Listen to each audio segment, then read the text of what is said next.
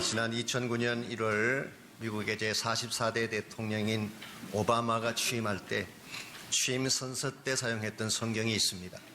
이것은 1861년 링컨이 대통령에 취임할 때 사용했던 링컨의 성경입니다. 지금도 그것이 워싱턴 DC의 링컨 기념관에 보관되어 있습니다만은 그 성경을 자세히 보면 손때에 이겨져서 눌린 손가락 자국을 발견할 수가 있습니다. 여러분 같은 장소를 손가락으로 찾았기 때문에 생긴 흔적이겠죠. 아마도 힘들 때마다 그것을 자주 폈던 것 같습니다. 그것이 바로 시편 34편 5절 말씀입니다. 내가 여호와께 구하매 내게 응답하시고 내 모든 두려움에서 나를 건지시리로다. 아시는 대로 링컨은 일평생 수많은 위기를 넘겼던 사람입니다. 선거에서 여러 번 낙선했습니다. 정적들의 삭막한 공격을 수없이 많이 받았습니다. 특별히 남북전쟁을 거치면서 그가 경험했던 두려움과 고통의 위기는 누구와도 비교할 수 없을 만큼 심각하고 많았습니다. 그럼에도 불구하고 그가 흔들림 없이 미국 역사의 새로운 장을 열 수 있었던 비결은 바로 도움을 요청할 여호와께서 계시고 어떤 위기가 올지라도 구하기만 하면 응답하셔서 나를 모든 두려움에서 건져내신다는 믿음이 있었기 때문입니다. 우리 인생을 살아가는 중에 위기는 항상 있습니다. 위기를 피할 자는 아무도 없습니다. 동시에 우리 삶의 현실에는 구하기만 하면 항상 응답하실 하나님이 계십니다. 우리의 위기가 현실적인 것이라고 한다면 하나님의 응답하심과 건지심도 현실적인 것입니다. 이 사실을 잘 인정하고 어떤 상황에 처하든지 믿음으로 하나님을 바라보기만 한다면 어떤 위기 속이라고 할지라도 길이 열려지게 되고 더 창대한 역사를 볼 수가 있습니다. 이런 의미에서 믿음은 위기를 축복으로 변화시키는 능력의 채널이라고 부를 수가 있습니다. 그래서 믿음이 있는 곳에는 그곳이 어떤 장소이든 어떤 상황이든 항상 하나님의 역사가 나타나는 것입니다. 이처럼 위대한 것이 믿음의 능력인데 오늘 많은 그리스도인들이 이 믿음을 추상적인 개념이나 막연한 바램 정도로 생각하며 사는 것을 보게 됩니다. 우리는 믿음으로 말미암아 구원을 받습니다. 뿐만 아니라 구원받은 후에도 믿음을 통해서 하나님께로 나아가는 것입니다.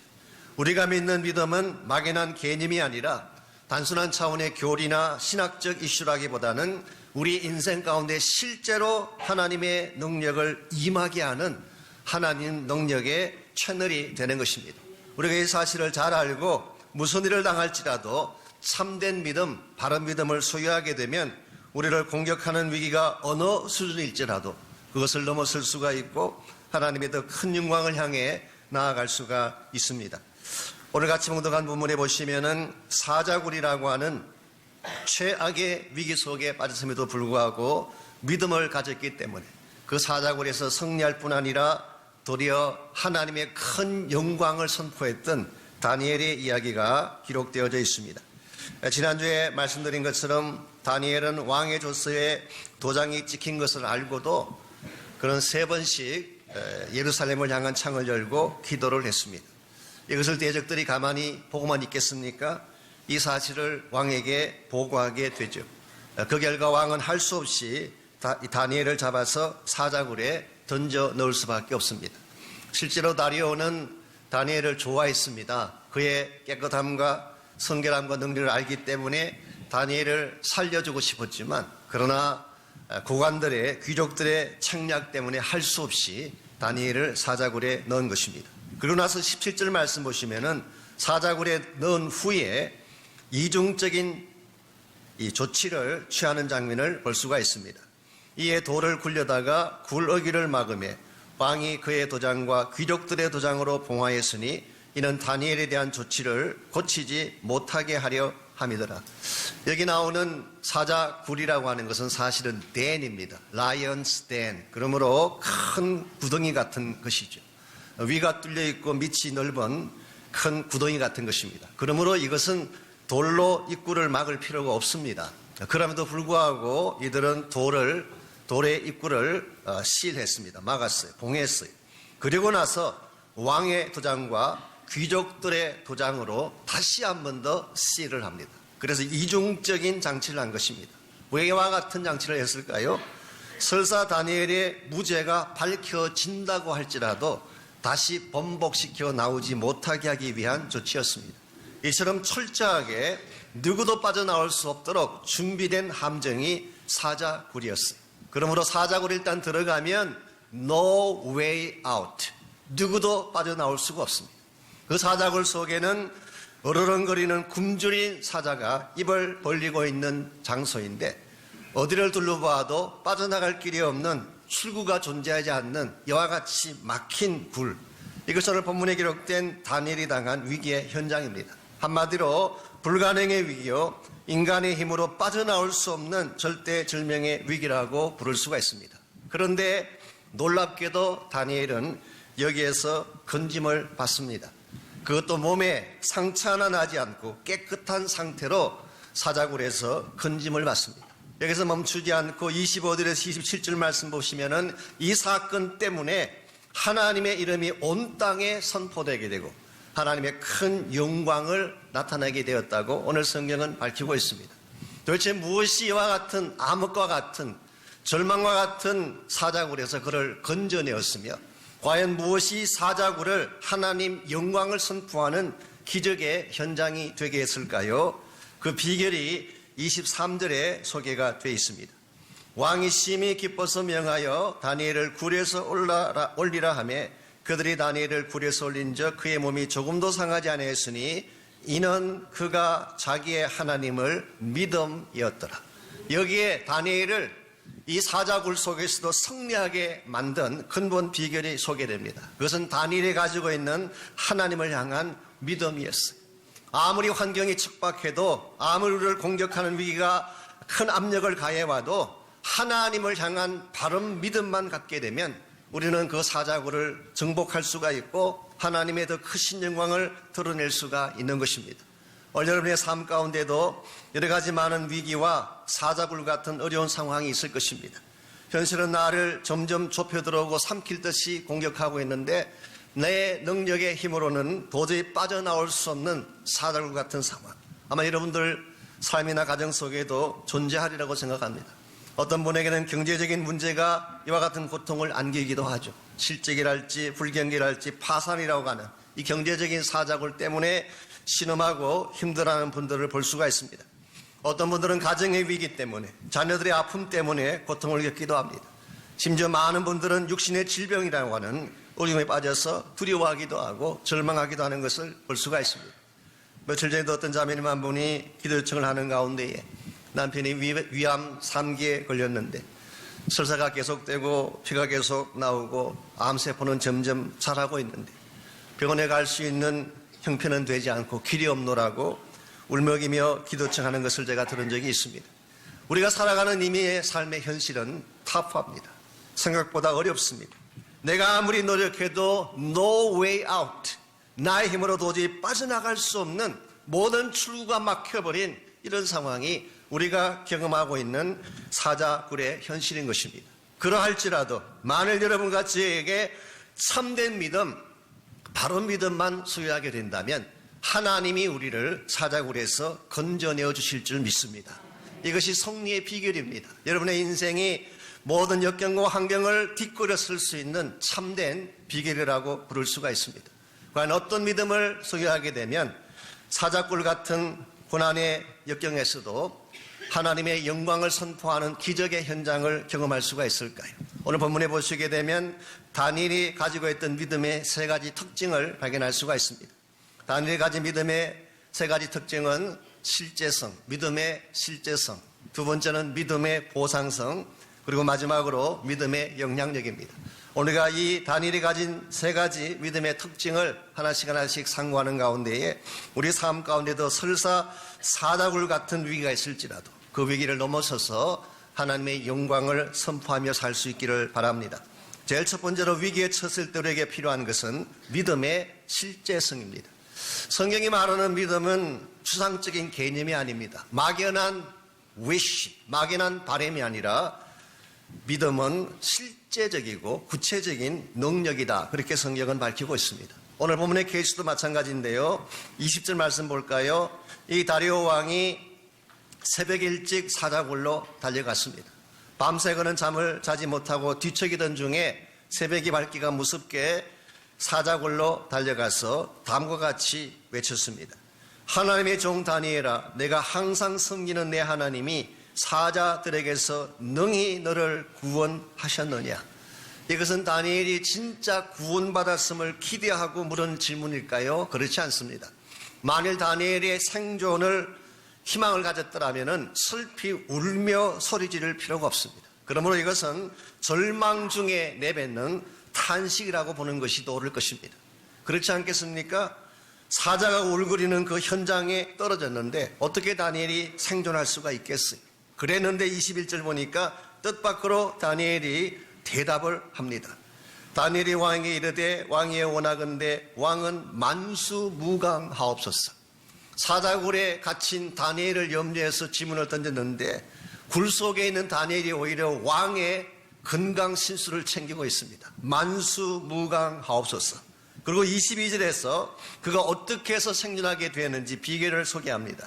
나의 하나님이 이미 그의 천사를 보내어 사자들의 입을 봉하셨으므로 사자들이 나를 상해하지 못하였다고 설명합니다. 여러분, 분명히 다니엘을 사자굴 속에 던졌는데 사자가 다니엘을 잡아먹지 않았어요.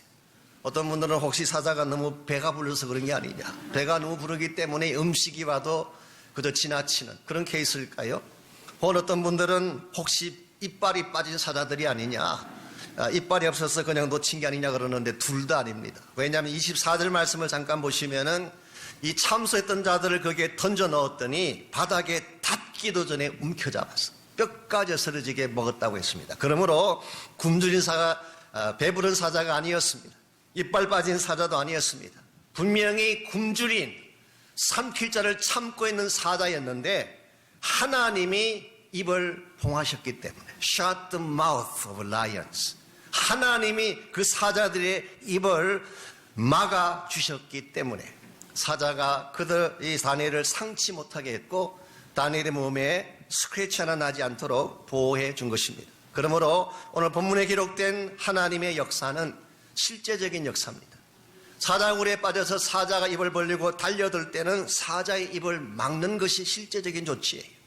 사자가 이 발톱을 가지고 헐키려고 할 때는 하나님의 능력의 손으로 덮어주는 것이 하나님의 구체적인 실제적인 역사인 것입니다. 하나님은 우리가 위기에 처했을 때 추상적으로 개념적으로 막연하게 위로하시는 것으로 끝나는 하나님이 아니라 실제로 내 삶에 필요한 것을 아시고 채우시는 하나님. 여러분과 제가 이 사실을 믿어야지 실제 삶의 현장에서 하나님을 경험할 수가 있습니다. 오래전에 저희 교회에서 했던 하나님을 경험하는 삶, 이번 학기에도 개설이 됩니다마는 거기 보게 되면 헨리 블랙헬 목사님이 하나님의 사랑의 특징을 설명하면서 3가지 단어를 사용했어요. 첫째는 리얼하다. 하나님의 사랑은 허구적인 사랑이 아니라 진짜다, 그렇게 표현했어요. 근데 로미오와 줄리엣의 사랑은 진짜인가요, 허구인가요? 이건 허구입니다. 그냥 가상적인 사랑이죠. 그러나 하나님의 사랑은 리얼한 것입니다. 실제로 사랑하셨고 실제로 예수님을 이 땅에 보내신 사랑. 두 번째로 하나님의 사랑은 프랙티컬하다, 구체적이면서 실제적이라고 그렇게 말씀했어요. 추상적인 말만 하는 것이 하나님의 사랑이 아닙니다. 가끔 젊은이들 보게 되면 아주 스윗한 달콤한 말들을 많이 하지 않습니까? 뭐 내 안에 네가 있다 그런 말도 하고 별을 따다가 그대 두 손에 가득 담아주겠다는 등 사실 그런 말 별로 의미가 없거든요. 우리 아내들이 원하는 것은 그 말보다는 차라리 설거지를 해준다든가 쓰레기통 비워주는 게 훨씬 더 프랙티컬한 것이지. 오늘 하나님 여러분을 핸들하실 때에 프랙티컬하게 핸들하십니다. 단순히 막연하게 듣기 좋으라고 하시는 말씀이 아니라 실제로 내 삶 가운데 꼭 필요한 것을 채우시는 하나님. 뿐만 아니라 3번째로 퍼스널하다. 마치 나 한 사람밖에 없는 줄 알고 나 개인 한 사람 한 사람에게 적합한 그와 같은 사랑으로 응답하시는 하나님. 이런 하나님이시기 때문에 우리 위기 가운데도 동일한 역사를 주시는 것입니다. 하나님은 나에게 꼭 필요한 구체적이고 실제적인 응답을 주심으로 우리 위기를 벗어나게 하시고 위기 가운데서도 하나님을 경험하게 하는 것입니다. 이런 면에서 여러분과 제가 기도할 때도 구체적으로 기도해야 돼요. 어떤 분들은 두리뭉실 추상적으로 대충 기도하시면 응답도 똑같아요. 두리뭉실 추상적으로 응답이 됐는지 안 됐는지 확인이 안 되는, 이것은 바른 기도의 자세가 아닙니다. 오래전에 저희 청년부에서 저를 초청해서 말씀을 좀 전해달라고 해서 그 당시 배우자를 찾는 우리 형제자매들이 많아서 이런 이야기를 제가 소개해드렸습니다. 실화입니다. 한국의 유명한 목사님 한 분이 워싱턴에 있는 교회를 방문하시고 집회를 인도하셨는데, 집회가 끝나고 나서 교회 사무실에 계실 때 한 자매님이 찾아왔어요. 결혼을 해야 하는데 아직 남편감을 못 찾았으니까 기도해달라고 하는 그런 요청이었습니다. 근데 목사님이 그 자매를 보니까 미모도 괜찮고 다른 조건도 다 좋은데 나이가 조금 들었어요. 그래서 물었습니다. 그동안 남편감을 위해서 얼마나 기도했습니까? 그랬더니 10년간 기도했대. 그럼 10년 동안 기도했는데 왜 응답이 없었을까요? 그래서 기도할 때 어떤 남편을 달라고 기도했습니까? 물었더니 그 자매가 어깨를 으쓱하면서 아이, 그런 걸 어떻게 구체적으로 말을 합니까? 하나님 그냥 알아서 주셔야지. 목사님께서 거기서 실수하신 겁니다. 물론 하나님께서 알아서 주실 수도 있지만 구체적으로 구할 때 구체적인 응답을 주십니다. 그리고 연필과 노트를 가져오겠습니다. 앞으로 내가 묻는 질문에 솔직하게 답을 적으십시오. 그리고 질문을 냈습니다. 첫째로, 한국 사람을 원합니까? 외국 사람 원합니까? 한국 사람 원하는데. 오케이, 그럼 한국인이라고 적었어요. 두 번째로, 키가 큰 사람을 원합니까? 적당한 사람 원합니까? 키가 한 180cm 되는 사람 원하는데 욕심이 많아가지고 오케이, 그렇게 적으라고 했습니다. 셋째로, 호리호리한 사람을 원합니까? 체구가 좋은 사람 원합니까?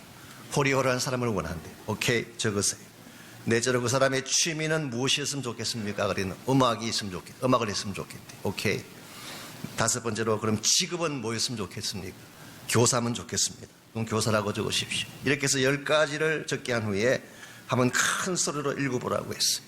그러고 나서 눈을 감고 그 사람을 한번 그려보라고 했습니다. 이제 똑똑히 보입니까? 그랬더니 이제 보인대. 어떤 사람인지 보인대. 이제 내가 당신을 위해서 기도해 주겠습니다. 그리고 손을 얹고 목사님이 다음과 같이 기도하셨습니다. 하나님, 지금 이 자매가 마음에 그리고 소원하는 이러한 남편을 꼭 하나님이 만나게 해주셔서 축복 가운데 결혼하게 해주십시오. 이렇게 기도를 하신 후에 부탁을 했습니다. 앞으로 자매님 집에 돌아가시면 집에 거울 앞에다가 이 10가지 노트를 붙여놓고 매일 바라보면서 기도하십시오. 그래서 1년 정도를 그렇게 했더니 어떤 일이 벌어졌는지 아십니까? 1년 후에 그 교회에 한 찬양 집회를 인도하기 위해서 한 형제가 오셨는데요. 그 교회 젊은 자매들이 그렇게 좋아하는데도 아무에게도 눈길을 돌리지 않는데 그 나이가 드신 자매님에게 청혼을 했어요. 그리고 두 사람이 결혼을 하게 됐다고 합니다. 그런데 놀라운 사실이 그는 한국인이었고, 두 번째로 그의 키는 180cm 정도 되었고, 세 번째로 몸은 호리호리했으며, 네 번째로 고등학교에서 음악을 가르치는 교사였다고 합니다. 소설 같은 이야기처럼 들릴지 모르지만 이것은 실화예요. 우리가 구체적인 문제를 내놓으면 하나님도 구체적으로 응답하세요. 우리가 실제적인 이슈를 하나님께 내어드리면 하나님도 실제적인 답변을 주시는 것입니다. 이런 면에서 우리의 신앙생활이 발전하고 하나님을 경험하는 차원으로 나아가기를 원한다면 믿음의 실제성을 인정하고 실제적인 능력을 간구하고 기도하시기를 바랍니다. 두 번째로, 믿음의 보상성을 알아야지 바른 믿음으로 하나님께 나갈 수가 있습니다. 즉, 참된 믿음은 반드시 보상해주는 보상적인 측면이 있다는 것입니다. 우리가 하나님을 신뢰하고 믿음으로 따랐는데 하나님이 우리를 내팽개치겠습니까? 반드시 우리가 믿음을 가진 것에 대한 올바른 리워딩, 보상을 해주시는 것입니다. 오늘 본문을 보시게 되면 하나님께서 다니엘이 믿음을 가졌기 때문에 두 가지 차원의 보상을 해주신 것을 읽을 수가 있습니다. 첫째는 다니엘 자신에게 대한 보상입니다. 22절을 보면은 다니엘이 그 사자굴에 들어갔다가 아무 상함도 없이 나온 사실 때문에 나의 무죄함이 명백하게 되었습니다. 즉, 다니엘의 모든 혐의가 벗어지고 다니엘이 무고하다는 사실이 풀분됐어요. 이것이 하나님께서 믿음을 가진 다니엘에게 주신 보상입니다. 동시에 그를 참수했던 대적에게는 어떤 보상을 주셨을까요? 24절 말씀 보시면은 자기들이 만든 바로 그 사자굴 속에 참수자들을 다 집어넣게 하고 참수자들과 그들의 가족들까지도 함께 사자의 밥이 되게 했습니다. 참 재미있지 않습니까? 다니엘을 죽이려고 만들었던 함정에 본인들이 들어가서 대신 사자의 밥이 되게 하신 하나님. 에스더서에도 보게 되면 유사한 내용이 나옵니다. 에스더 시기도 이 페르시아가 다스리던 시기인데요. 그 당시 페르시아 지역에 있던 유대인들 전체를 말살하기 위해서 하만이라고 하는 사람이 아주 악한 책략을 꾸몄습니다. 특별히 이 하만이 유대인을 대표하는 모르드게라는 사람을 처형하기 위해서 큰 장대를 준비하고 처형할 모든 장비를 챙겼어요. 그랬는데 실제로 그 장대에 누가 달리게 되나요? 하만 본인이 달리게 하셨어요. 이것이 여러분 하나님의 공입니다. 하나님은 하나님을 신뢰하는 자들에게는 그 믿음에 합당한 보상을 주시고 하나님을 대적했던 사람들에게는 심판이라고 하는 보응을 주셔서 하나님의 공의를 집행하시는 것. 이것이 바로 하나님의 공의성이라고 부르는 것입니다. 오늘 하나님께서는 여러분들이 하나님을 신뢰하고 하나님에게 모든 것을 맡기고 나아갈 때에 절대로 여러분을 그냥 내버려 두지 않습니다. 여러분의 인생을 책임지시고 반드시 믿음에 합한 보상을 주시는 것입니다. 그래서 히브리서 11장 6절은 기록하기를 믿음이 없이는 하나님을 기쁘시게 못하나니 하나님께 나아가는 자는 반드시 그가 계신 것과 또한 그가 자기를 찾는 자들에게 상 주시는 자이심을 믿어야 할지니라. 자기를 찾는 자들에게 믿음으로 하나님을 신뢰하고 바라보는 사람들에게는 합당한 응답을 합당한 상을 반드시 주시겠다는 것입니다. 그러므로 혹시 오늘 여러분의 인생을 사는 중에 억울한 일이나 답답한 일을 당하신 분이 있다면 그것 때문에 너무 실망하지 마시기 바랍니다. 하나님을 찾고 믿음으로 나가게 되면 하나님께서 언젠가는 여러분의 억울함을 풀어주시고 갚아주실 것이기 때문입니다. 하나님께 드렸던 헌신이나 섬김의 사역 결코 땅에 떨어지지 않습니다. 하나님은 반드시 우리가 주님께 올려드린 우리의 수고와 헌신을 기억하셨다가 갚아주십니다. 우리의 기도 그냥 땅에 떨어지지 않습니다. 기도했지만 사라지는 것처럼 보일지 모르자 하나님이 때가 되면 반드시 우리의 기도를 기억하셨다가 갚아주시는 줄 믿습니다. 이와 같이 하나님의 갚아주심, 하나님의 보상하심, 여기에 대한 확신이 분명할 때에 무슨 위기를 당하든지 어떤 문제를 당해도 우리는 당황하지 아니하고 믿음의 올바른 방향을 향해 나아갈 수가 있는 것입니다. 제가 오래전에 카자흐스탄이라는 지역, 그 지역을 여러 차례 방문을 하고 거기에 있는 현지 목회자들 이렇게 가르치는 사역도 하고 또 선교사님들을 섬기는 그런 사역을 하고 돌아온 적이 있습니다. 제가 가장 최근에 카자흐를 갔을 때에 카자흐에 한 25년 이상, 지금 30년이 지났는데 지금은 사역하신 우리 주민호 선교사님, 그분이 저를 만나서 좀 식사를 같이 하고 싶다는 말씀하셔서 그분과 같이 저녁 식사를 하면서 그분이 처음 그곳에 가셨을 때에 일어났던 여러 가지 많은 감정을 들을 기회가 있었습니다. 이 주민호 선교사님은 한국에서 외국어 대학을 졸업하시고 언어학을 공부하시고 또 박사학위까지 받으신 분입니다. 만일 본인만 원했다면 모 교회에 남아서 교수직을 할 수 있는 그런 기회도 있었습니다만은 그 모든 걸 다 내려놓고 지금부터 약 30년 전이니까 척박한 모슬람 지역인 카자흐스탄을 가서 처음으로 교회를 개척하고 교회당을 세운 것입니다. 그런데 처음 교회당을 이렇게 개척하는 교회를 시작할 때에 한 건물 안에 있는 자그마한 장소를 빌려서 이제 교회를 시작을 했는데 그 교회를 얻을 때만 해도 몰랐대요. 그 건물 안에 뭐가 있는지를. 나중에 알고 봤더니 그 건물 안에 모슬람 사원이 같이 있는 거예요. 그러니까 하루는 모슬람 지도자들이 주민호 선교사를 불러다가 협박을 합니다. 당장 나가라는 거예요. 나가지 않으면 큰 코 다칠 줄 알라. 그렇게 이야기합니다. 아시지만 모슬람 지역에서는 나가라는데 안 나가면 큰일 납니다. 언제 어떻게 정말 처리될지 모르는 정말 두렵고 어려운 그런 상황이죠. 그때 자기 마음속에 아니 그 모든 걸 다 내려놓고 하나님 복음 때문에 척박한 땅까지 와서 모처럼 교회를 개척했는데 어떻게 하나님이 나를 이렇게까지 어려움 가운데 몰아넣으시나. 그러는데 성령께서 그의 마음속에 용기를 주시고 힘을 주셔서 기도하는 중에 자신감이 생겼습니다. 그래서 그 모슬람 지도자들이 당장 안 나가면 죽이겠다고 협박을 할 때마다 답변을 했어요. 내 마음대로 할 수 없다. 나에게 지시하는 윗분이 계시는데 윗분이 허락해야지 내가 나갈 수 있다. 그랬더니 윗분이 누구냐? 지금은 내가 이야기할 수 없고 나중에 내가 때가 되면 말해주마. 그러던 중에 한국 대사님이 카자흐 대통령을 만나서 대담을 하는 그런 일이 있었습니다. 이 통역이 필요하죠. 그때 주민호 선교사가 러시아 말을 잘하니까 픽업이 된 것입니다. 그래서 그곳에 가서 한 시간 동안 통역하는 일을 하고 통역이 끝난 후에 그 대통령과 이런저런 이야기를 한참 나누다가 집에 돌아왔어요. 본인은 몰랐는데 그게 TV에 그대로 생중계가 됐대요. 그 집에 돌아왔더니 지금까지 못 살고 있던 모슬람 지도자들이 와서 야, 너가 말하던 그 윗분이 대통령이냐고. 몰랐다고. 앞으로 다시는 괴롭히지 않겠다고. 그러면서 한 가지 부탁이 있다는 것입니다. 뭐냐 그랬더니 우리 모슬렘 사람들은 기독교인과 같은 땅에 묻히는 것을 가장 불명예로 생각하기 때문에 앞으로 너희 교회 교인들 중에 죽는 사람이 있으면 따로 묻으라고 시내 외곽에 1.5 헥타르의 땅을 무상으로 줬대요. 선교 역사상 이런 일이 없다고 합니다. 모슬람 사람들이 크리스찬들을 위해서 무상으로 땅을 주는 이런 일이 어떻게 일어날 수가 있겠어요? 우리 생각에는 인생이 막힌 것처럼 보였지만 우리의 판단에는 위기가 온 것처럼 보였지만 사실은 믿음으로 바로 대처하니까 그 위기가 기회가 된 거예요.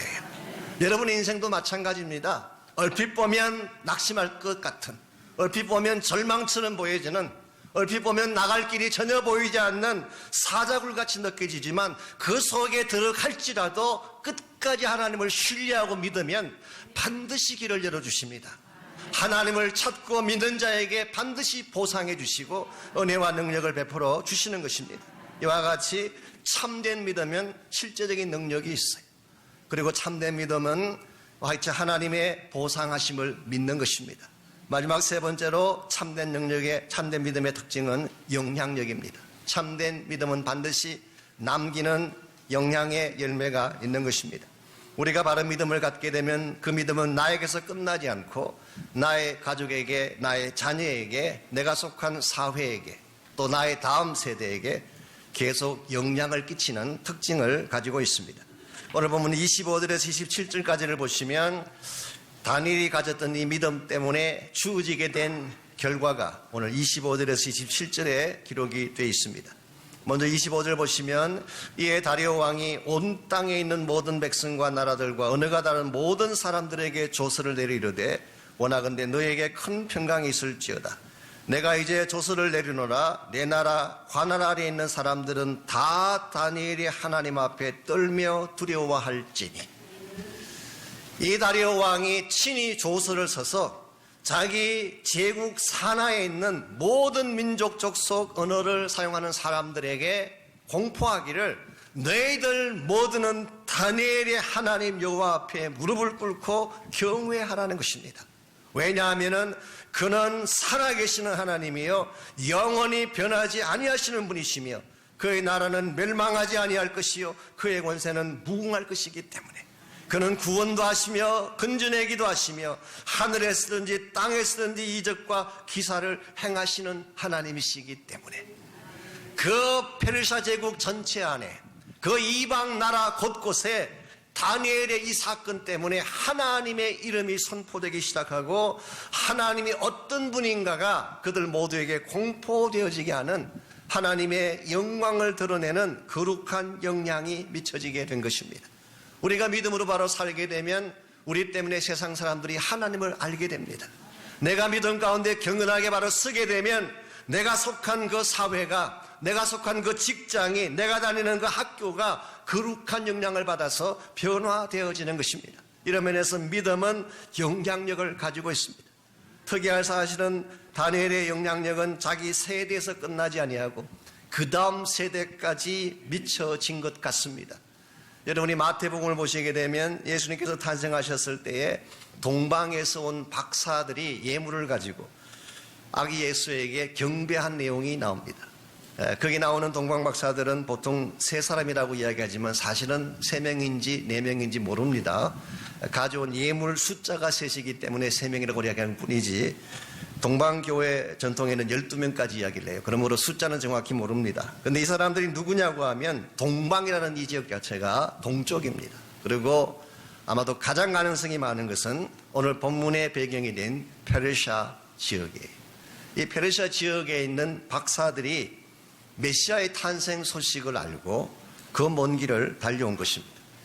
영어 번역에서는 이 박사들을 wise men, 지혜자들이라고 번역을 했지만 사실은 우리 NIV나 NASB 같은 성경을 보게 되면 메자이, M-A-G-I, 메자이로 번역을 했습니다.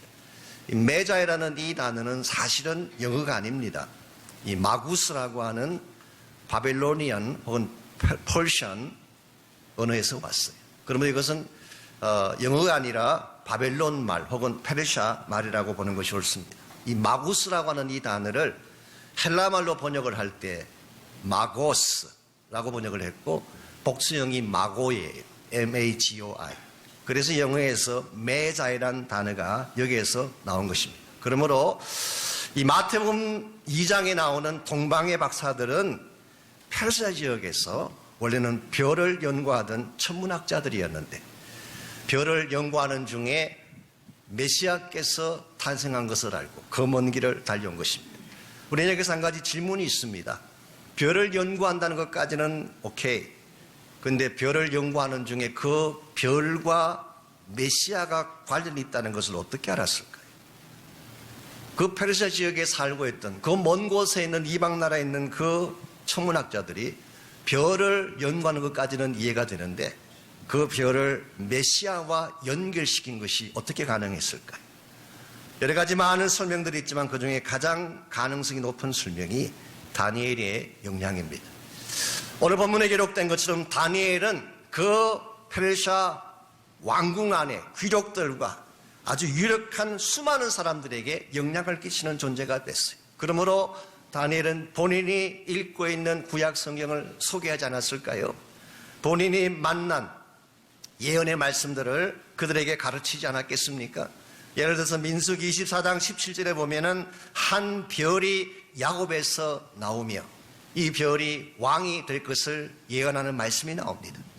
아마도 다니엘을 통해서 야곱에게서 이스라엘에게서 별이 등장한다는 사실을 그들은 듣고 있었고 그리고 언제가 될지 모르지만 이 별이 야곱의 지파에서 나오는 그게 우리가 알고 있는 메시아인 것입니다.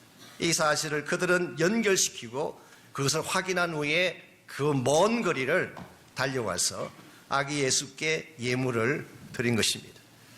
혹시 여러분 가운데 성지순례를 갔다 오신 분들이 계시면 이 스토리를 안내하는 분에게 들었을 것입니다. 저도 성지순례 갔을 때 동일한 설명을 들었어요. 베들레헴에 가시게 되면 탄생기념교회가 있습니다. 탄생기념교회, 예수님의 탄생을 기념하는 교회당인데요. 그 가이드하는 분의 설명에 하면은 현존하는 교회 중에 가장 오래된 교회당이 그것이래. 원래는 콘스탄티누스 대제의 어머니인 헬레나 왕후가 주후 333년에 건축한 교회입니다. 그랬는데 약 200년 후에 불이 났어요. 불이 난 것을 주후 531년에 유스티아누스라고 하는 이 비잔틴 제국의 큰 그 대제가 그 교회당을 다시 복원해서 다시 세웠어요. 그때의 벽에다가 벽화 한 개를 그려 놓았어요. 그 벽화가 바로 동방에서 온 박사들이 아기 예수께 엎드려서 경배하는 벽화였습니다. 근데 참 재미있는 사실은요, 그 이후에 아신 대로 베들레헴과 그 지경이 이슬람권에 들어갔습니다.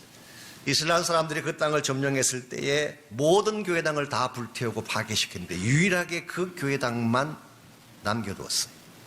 이유가 무엇이었을까요?